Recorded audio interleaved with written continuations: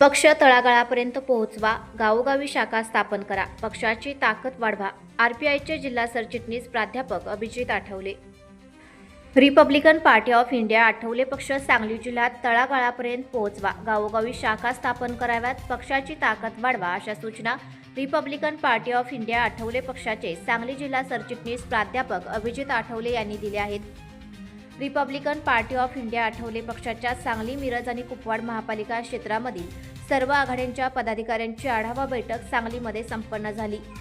या बैठकीच्या अध्यक्षस्थानी सांगली जिल्ह्याचे सरचिटणीस प्राध्यापक अभिजित आठवले हे होते. आरपीआयचे राष्ट्रीय अध्यक्षांच्या सूचनेनुसार 27 जुलैला उपवर्गीकरणाच्या विरोधात सांगलीत आंदोलन केले जाईल असेही यावेळी जाहीर करण्यात आले.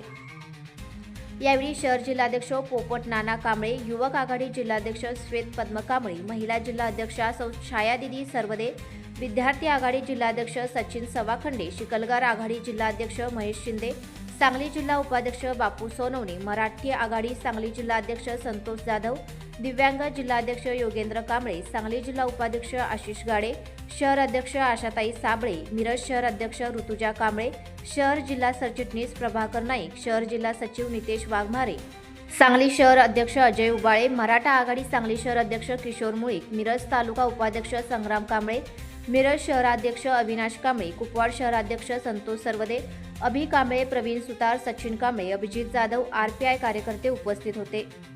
सांगलीतील माधवनगर रोडवरील सर्किट हाऊसमध्ये झालेल्या पदाधिकाऱ्यांच्या बैठकीमध्ये सर्व आघाड्यांच्या कामकाजाचा आढावा घेण्यात आला.